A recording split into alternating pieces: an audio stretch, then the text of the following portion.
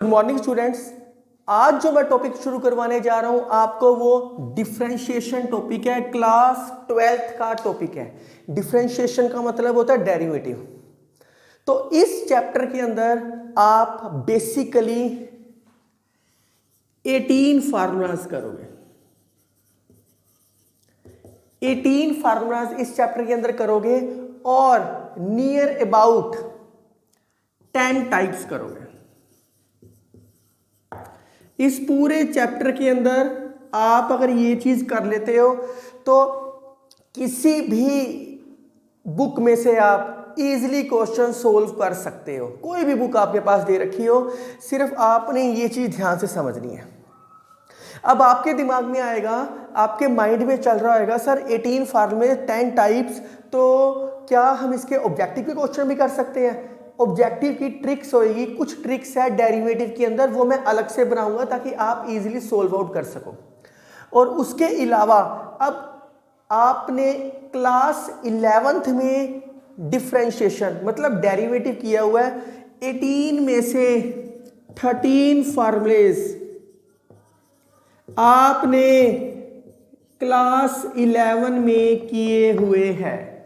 तो वैसे तो जिन बच्चों ने मेरी वीडियो +1 क्लास 11 की देखी हुई है डेरिवेटिव के अंदर, तो उसके अंदर मैंने इन सारों के डेरिवेशन कराई है, पूरा प्रॉपर कॉन्सेप्ट सिखाया हुआ है डेरिवेटिव का। जिन्होंने वो किया हुआ है मेरी वीडियो से, तो उनके लिए सिर्फ 5 फार्मूलेज नए हैं, बाकी सब पुराने हैं, आपने +1 के अंदर किए हुए हैं। तो लेकिन अब कई बार बच्चे करते हैं कि सर पहले 11th क्लास की वीडियो देखनी पड़ेगी। कोई बात नहीं, जिन्होंने नहीं देखी कोई बात नहीं, मैं डायरेक्ट क्लास 12th स्टार्टिंग से शुरू करवा रहा हूं। तो ये सारे फार्मूलेज मैं A to Z रिवाइज करवाऊंगा। अब आप सोच रहे हो कि सर अगर हमने 11th क्लास के फार्मूलेज देखे हुए हैं तो हमें दोबारा करने की जरूरत है? बिल्कुल भी जरूरत नहीं है। आप पहली 2 वीडियोस, 1-1.5 वीडियोस मेरी स्किप कर सकते हो। जब तक वो मैं 13 फार्मूले सिखा रहा हूं, आप वो स्किप कर सकते हो सारे के सारे। उसके बाद वाले देख सकते हो अगर आपको बेसिक पता है। लेकिन मेरे करवाने का तरीका बिल्कुल अलग है कि मैं d/dx ऑफ समथिंग या समथिंग कुछ भी बोलता हूं तो मैं एक बारी थोड़ा थोड़ा रिवाइज करवा देता हूं। जिन्होंने क्लास 11th नहीं देखी तब भी कोई बात नहीं, तो मेरी कोडिंग अगर देखोगे, डेरिवेटिव मेरी कोडिंग समझ आएगा तभी इंटीग्रेशन समझ आएगी। और ITF के अंदर मैंने एक सब्स्टिट्यूशन मेथड करवाया था। 10 टाइप्स में से एक टाइप सब्स्टिट्यूशन वाला मेथड वाली है जो मैंने इनवर्स ट्रिग्नोमेट्रिक फंक्शन में करवाई थी। तो अब मैं कंटिन्यू करता हूं चैप्टर। एक चीज और छोटी सी याद रखना, मैं अब इनकी डेरिवेशन नहीं करवाऊंगा, वो मैंने क्लास 11th में करवाई है, ना ही आपको जरूरत है। डेल्टा मेथड या फर्स्ट प्रिंसिपल मेथड आप नाम सुन के आए हो, तो उसके अंदर आपने इनकी डेरिवेशंस की है। तो अब मैं डायरेक्ट बता रहा हूं कि कैसे करते हैं। डेफिनेशन भी मैंने प्रॉपरली करवाई है, मैं थोड़ा सा रिवाइज करवा देता हूं आपको।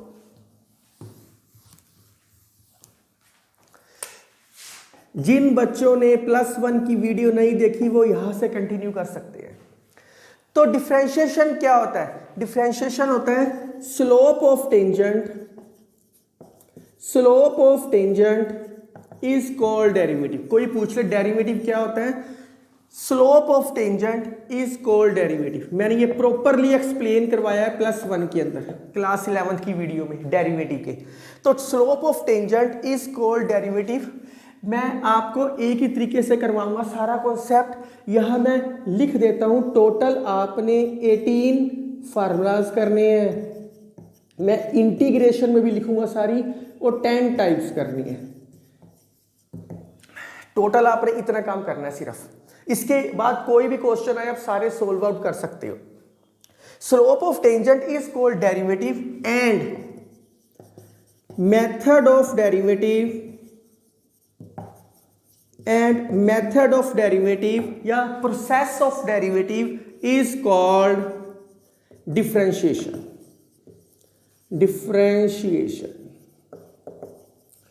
तो इस लाइन को मैंने एक्सप्लेन किया हुआ है।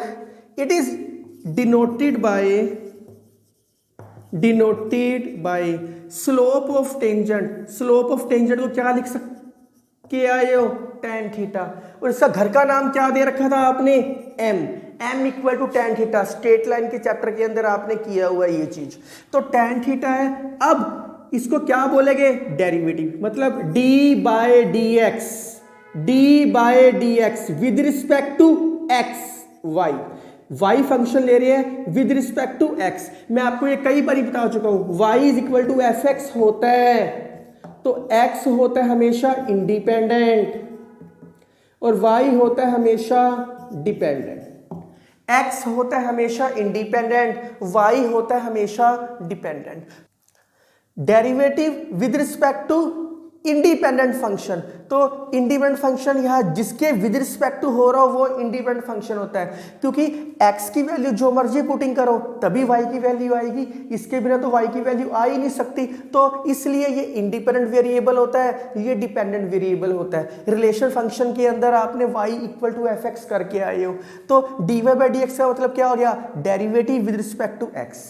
तो इसकी नोटेशन क्या हुई, या तो dy बाई डी एक्स लिख लो, या y डैश लिख लो, या f डैश x लिख लो, y1 लिख लो, f1x लिख लो, या dy लिख लो। जो मर्जी नोटेशन यूज करी जाओ, इन सारों में से बेसिकली मैं इस नोटेशंस को यूज करूंगा। आपकी बुक में ये नोटेशन दे रखी है, मैं इस नोटेशन को यूज करूंगा। तो जिन्होंने +1 में नहीं किया कोई बात नहीं, अब मैं दोबारा कंटिन्यू करवा रहा हूं, आपको सारा इजीली समझ आ जाएगा। बहुत रिलैक्स माइंड से करो। आपके पास कोई भी बुक है, GRB बाटला या RD शर्मा, RS अग्रवाल या दिनेश मॉडर्न प्राइम, NCERT, कोई भी बुक है, आप इजीली हर बुक में से क्वेश्चन सोल्व आउट कर सकते हो अगर आपको 18 फार्मूलाज और 10 टाइप्स समझ आ गई तो राइट डाउन प्लीज। स्टूडेंट्स, ये मैं पार्ट 1 शुरू करवा रहा हूं आपको।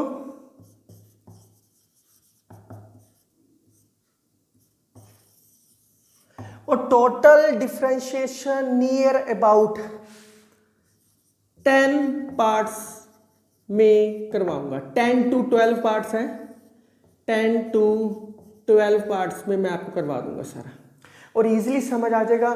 बड़ा इंटरेस्टिंग टॉपिक है, डेरिवेटिव समझ आएगा तो इंटीग्रेशन को समझना बड़ा आसान हो जाएगा आपके लिए। तो सबसे पहले मैं फार्मूले शुरू करवाता हूँ। जितने फार्मूले मैं करवा दूंगा मैं साइड पे लिखने शुरू कर दूंगा। तो मैं अभी यहाँ कुछ भी नहीं लिखता, तो जितने जितने करवाऊंगा यहाँ लिखने शुरू कर दूंगा। आप इंटीग्रेशन आप देखोगे जब, तो वहाँ भी मैंने साइड पे हमेशा लिखा हुआ होएगा कि मैंने कितने फार्मूलेज करवा दिए, कितने रिमार्क्स हैं। तो 18 फार्मूले हैं, 18 में से कुछ फार्मूले आज मैं फर्स्ट डे ही करवा देता हूँ आपको। अगर किसी ने इसकी डेरिवेशन देखनी है तो वो क्लास 11 की वीडियो देख सकता है, अगर नहीं देखनी तो कोई बात नहीं, आप यहाँ से भी शुरू कर सकते हो सारा कुछ। तो सबसे पहला फार्मूला PP Q रूल। एक P का मतलब है पावर, एक P का मतलब का प्रोडक्ट, एक Q का मतलब होएगा कोशिएंट। तो सबसे पहले पावर रूल, मेरा अपना तरीका है करवाने का, आपने इसके अंदर कुछ चीजों का ध्यान रखना है। सबसे पहले एक रिमार्क लिख लो, एक की पॉइंट लिख लो, उसके बाद ये टॉपिक शुरू करेंगे हम। की पॉइंट इंटीग्रेशन भी मैं सेम पैटर्न से सिखाऊंगा। dy by D x of, अगर दो चीजों का दे रखा है u प्लस वी, कुछ भी है, u प्लस वी, प्लस आ जाए प्लस, माइनस आ जाए माइनस, हमें कुछ नहीं पता, पावर ना होए। अगर पावर नहीं दे रखी तो dy by D x of first function plus minus dy by D x of second function, कि हम dy by D x of u और dy by D x of v लिख सकते हैं। एक ये की पॉइंट है। एक आपने इसको इस तरीके से भी समझना है कि मैं ना बार बार बोलूंगा, जहां भी वेरिएबल होएगा ऐसे करो, इसको भी की पॉइंट बना लो, सेकंड की पॉइंट। मैं कहीं भी वेरिएबल बोलूंगा, वेरिएबल का नाम मैं समथिंग बोलूँगा हमेशा। जहाँ भी वेरिएबल होएगा मैं कहूँगा D by D x of something. तो आपने याद रखना है कि वेरिएबल का नाम मैं समथिंग बोलूँगा, इंटीग्रेशन के अंदर भी सेम नाम बोल के चलूँगा ताकि कन्फ्यूज़न कोई ना हो आपको। तो आपने ये चीज़ हमेशा याद रखनी है कि वेरिएबल का नाम समथिंग है।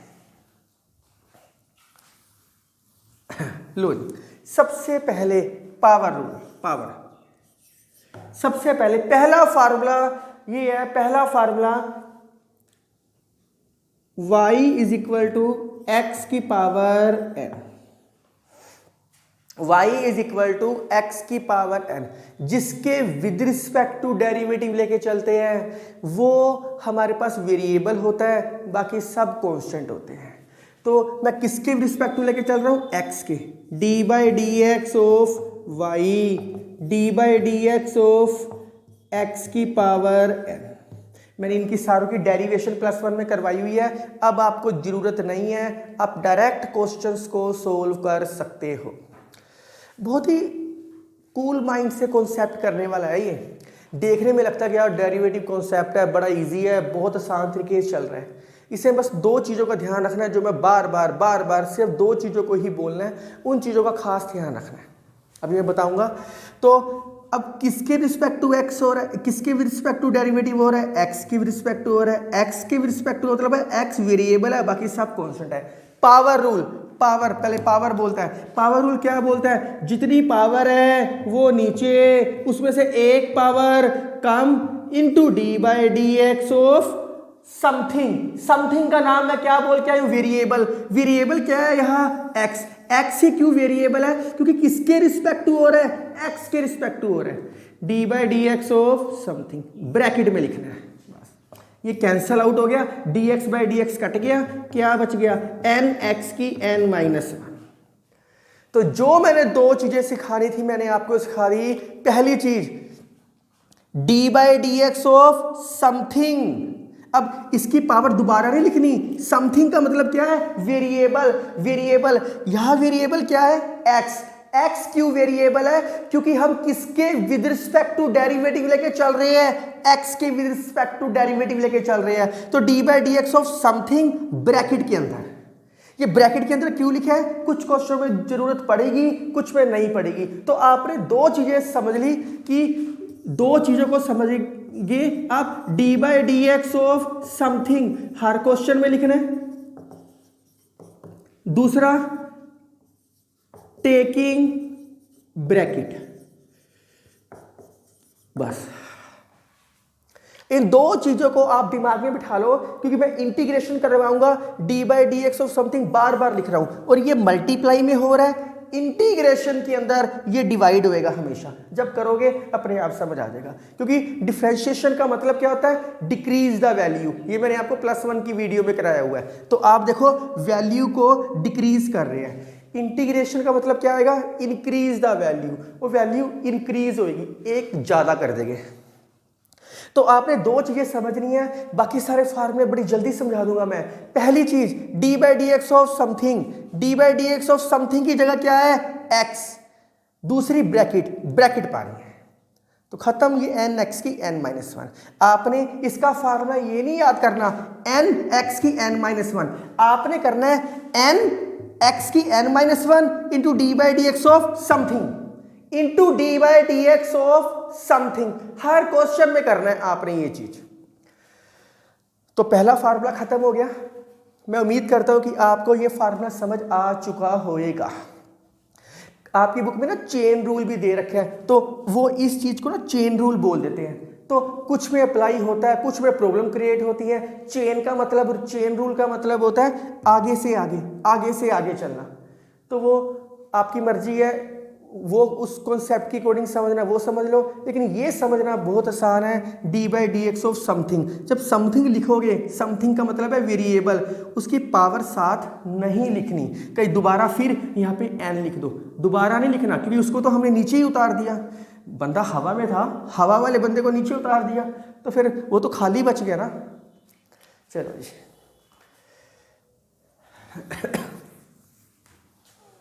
नेक्स्ट फार्मूला, सेकंड फार्मूला, ये पहला फार्मूला था, second, y is equal to k x where k is any constant, where k is any constant, dy dx of y, dy dx of kx। आप देखो derivative ले रहे हो, दोनों side d by D x लगा दिया, d y by D x with respect to किसके ले रहे हो, एक्स के। कहीं पावर है, नहीं, पावर नहीं दे रखी। अगर पावर नहीं दे रखी तो जो कांस्टेंट चीज है इसको डेरिवेटिव से बाहर निकाल सकते हैं, इसकी कोई इंपॉर्टेंस नहीं है, कांस्टेंट चीज को डेरिवेटिव से बाहर निकाल सकते हैं। ये आपने डेरिवेशन +1 में भी कर रखी है।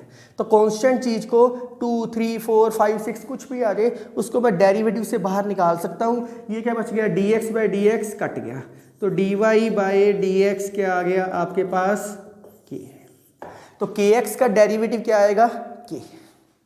ये आपने याद नहीं करने, सिर्फ आपको बेसिक कॉन्सेप्ट पता होना चाहिए। जितनी पावर है वो नीचे, उसमें से एक पावर कम into d by D x of something bracket के साथ। तीसरा formula, y is equal to k where k is any constant, d by D x of y, d by D x of k। आप बहुत ध्यान से देखो, अगर मैं k को बाहर भी निकाल दूं तो 1 ही बचेगा, मतलब कांस्टेंट ही बचेगा। यहाँ पावर भी नहीं है कोई, ये x के विद रिस्पेक्टिव है, ये k के विद रिस्पेक्टिव है, तो ये सेम नहीं है, तो ये आएगा 0। आप याद रखोगे derivative of constant function, derivative of constant function is always 0। तो मैंने आपको 3 फार्मूले सिखा दिए, ये तीनों फार्मूले पावर रूल के अंदर है। अब मैं प्रोडक्ट रूल सिखाऊंगा, तो राइट डाउन प्लीज। स्टूडेंट्स 3 फार्मूले मैं करवा चुका हूं पावर रूल के, चौथा फार्मूला आपका आ गया प्रोडक्ट रूल। नाम से क्लियर है, 2 चीजें दे रखी हुई, प्रोडक्ट 2, 3, 4 कुछ भी दे रखा होएगा, तो मैंने मान लिया 2 चीजें दे रखी है, y is equal to a b. इसको ए बी ना मानना, कांस्टेंट ना मानो, कुछ भी यू भी मानो, कुछ भी दे रखा है 2 चीजें, इसका डेरिवेटिव निकालना है। डेरिवेटिव निकालने का वही सेम रूल है, लेकिन हर क्वेश्चन में पावर रूल तो यूज होएगा ही होएगा, बीच में ऑटोमेटिकली यूज होएगा। तो पूरा डेरिवेटिव अगर किसी चीज के ऊपर खड़ा है तो वो पावर रूल के ऊपर खड़ा है। D by D x of y, d by D x of u. यहाँ पे u और v, u भी फंक्शन ऑफ x है, v भी फंक्शन ऑफ x है, हमें नहीं पता क्या है। सपोज कर लो ऐसा भी क्वेश्चन आ सकता है x+2 x+3, तो ये क्या हो गया u, ये क्या हो गया v। तो मैंने वैसे ही आपको एक एग्जांपल दी है, ये 2 चीजें दे रखी है, 2 बारी लिख लो, u v plus u v। एक बारी डी बाई डी एक्स पहले वाले के साथ ब्रैकेट, एक बारी डी बाई डी एक्स दूसरे वाले के साथ ब्रैकेट, खत्म डेरिवेटिव प्रोडक्ट। अगर 3 चीजें होती, अगर u v w 3 चीजें होती, डेरिवेटिव लेके चलता, D by D x of u v w, एक फर्स्ट, एक सेकंड, एक थर्ड। अगर 3 चीजें होती तो मैं इसको 3 बार ही लिख लेता, very simple, u v w plus u v w plus u v w। एक बारी डी बाई डी एक्स पहले वाले के साथ, एक बारी डी बाई डी एक्स दूसरे वाले के साथ, एक बारी डी बाई डी एक्स तीसरे वाले के साथ। तो प्रोडक्ट रूल को समझना बहुत आसान था, जितनी बार दे रखे हैं उतनी बार ही लिख के अलग अलग डेरिवेटिव ले लो। ऐसा नहीं करना कि आप इसको ऐसे कर दो, ये मेथड बड़ा गलत है। D by D x of u v है, d by D x of u, d by D x of v, ये मेथड बिल्कुल ही गलत है। मैक्सिमम बच्चे समझाने के बाद भी इसको ऐसे ही लिखते हैं। 2 चीजों की प्रोडक्ट है, प्रोडक्ट मतलब मल्टीप्लाई दे रखी है, तो इसको 2 बार ही लिखो यार। 3 है तो 3 बार ही लिख लो, एक बड़ी डेरिवेटिव पहले वाले के साथ, एक बड़ी डेरिवेटिव दूसरे वाले के साथ, वेरी सिंपल। तो मैं आपको 4 फार्मूले करवा चुका हूं, इन चारों फार्मूले को रिवाइज करो। इसके रिगार्डिंग मैं आपको कुछ क्वेश्चंस करवाता हूं। स्टूडेंट्स, इसके रिगार्डिंग क्वेश्चंस देखो आप। पहला question, y is equal to x cube plus 2x x cube plus x, बस कल ये लिख लो। चलो, जिन बच्चों ने +1 की वीडियो मेरी देखी हुई है, जिनको आता है वो वीडियो 1 को स्किप कर सकते हैं, डायरेक्ट सेकंड वीडियो से शुरू कर दो आप। तो d by D x of y d by D x of x cube plus x. बहुत ध्यान से देखो, होल पावर तो नहीं दे रखी, नहीं दे रखी, तो मैं इसको अलग अलग करके लिख सकता हूं। D by D x of x cube D by D x of x. अब आप बहुत ध्यान से देखो, यहां पावर दे रखी है। अगर पावर दे रखी है तो पहले पावर रूल अप्लाई होएगा। पावर रूल क्या बोलता है? जितनी पावर है वो नीचे, उसी में से एक पावर कम into d by D x of something. Something क्या है यहां? एक्स, ब्रैकेट के अंदर। ये चीज जरूर लिखनी है, d by D x of something with bracket. Bracket क्यों लिख रहा हूं? धीरे धीरे समझ आना शुरू हो जाएगा अपने आप। dx by D x cut गया, क्या बच गया? 1, खत्म हो गया। 3x स्क्वायर dx कट गया +1। अब आपने कहना कि सर ये कैंसल आउट ही हो गया, लिखने की क्या जरूरत है? अगर आप नहीं लिखोगे तो कुछ क्वेश्चंस में प्रॉब्लम आएगी। तो हर क्वेश्चन में साथ लिखो इसको, D by D x of something. अगर आपसे क्वेश्चन नहीं सोल्व हुआ, आपकी कहीं गलती है, तो इसका मतलब आपने d by D x of something नहीं लिखा हुआ। अगला question, y is equal to 2x plus 3 की पावर स्क्वायर। तो d by D x of y d by D x of 2x plus 3 की पावर स्क्वायर।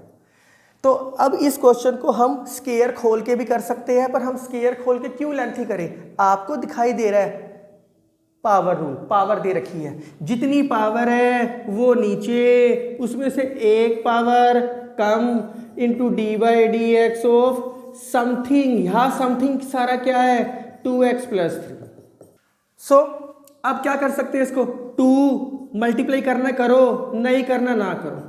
1 लिखना लिखो, नहीं लिखना ना लिखो। अब होल पावर तो नहीं दे रखी, नहीं दे रखी। मैंने आपको की पॉइंट लिखवाया है, इसको अलग अलग कर सकते हैं। D by D x of 2x D by D x of 3, D by D x of 2x D by D x of 3। 2x plus 3, इसकी होल पावर तो नहीं दे रखी, नहीं दे रखी। कांस्टेंट चीज को डेरिवेटिव से बाहर निकाल सकते हैं। 2 बाहर, D by D x of x. 3 क्या है? कांस्टेंट है। कांस्टेंट का डेरिवेटिव क्या होता है? 0। मैं लिखवा चुका हूं, 4 फार्मूले करवा चुका हूं। dx से dx कट गया, ये आंसर है। 2 इंटू 2 4, 2x प्लस 3, ये आंसर है।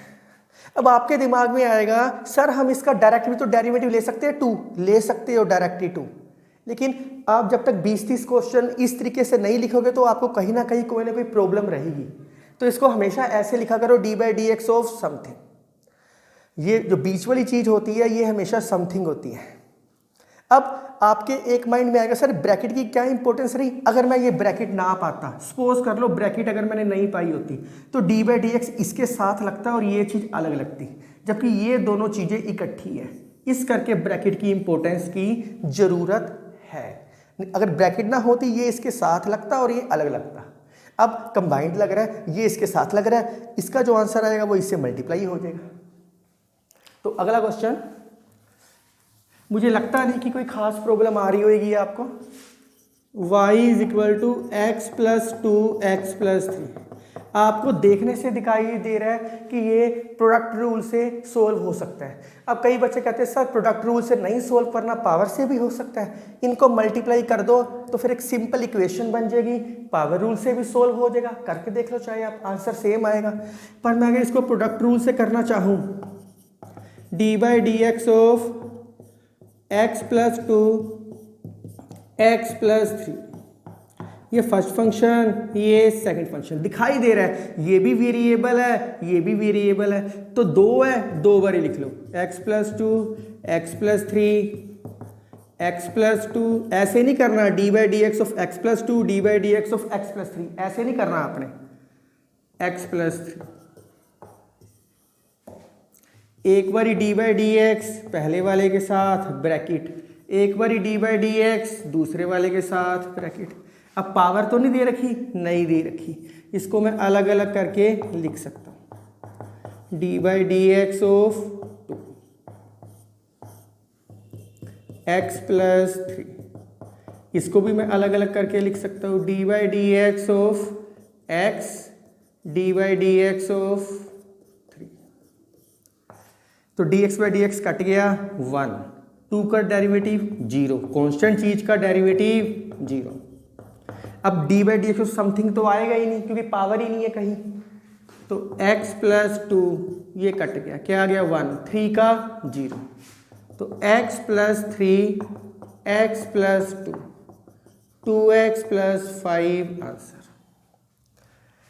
तो अभी तक मैं आपको 4 फार्मूले करवा चुका हूं, टाइप शुरू नहीं करवाई अभी तक मैंने आपको। तो मैं कुछ प्रैक्टिस क्वेश्चन लिख रहा हूं, तो राइट डाउन प्लीज। स्टूडेंट्स मैंने कुछ प्रैक्टिस क्वेश्चन लिखे हैं, मुझे नहीं लगता मुझे करवाने वाले हैं, पहले 4 जो कॉन्सेप्ट करवाए हैं उसी के प्रैक्टिस क्वेश्चन हैं, बड़े आराम से सोल्व हो सकते हैं आपसे। तो जिन बच्चों को ये आते हैं वो डायरेक्ट सेकंड वीडियो भी आज ही देख लो, नहीं तो हर रोज एक लेक्चर देखना है, एक वीडियो देखनी है। तो आज के लिए सफिशिएंट है, अगले लेक्चर में नई चीजें करेंगे। Thank you.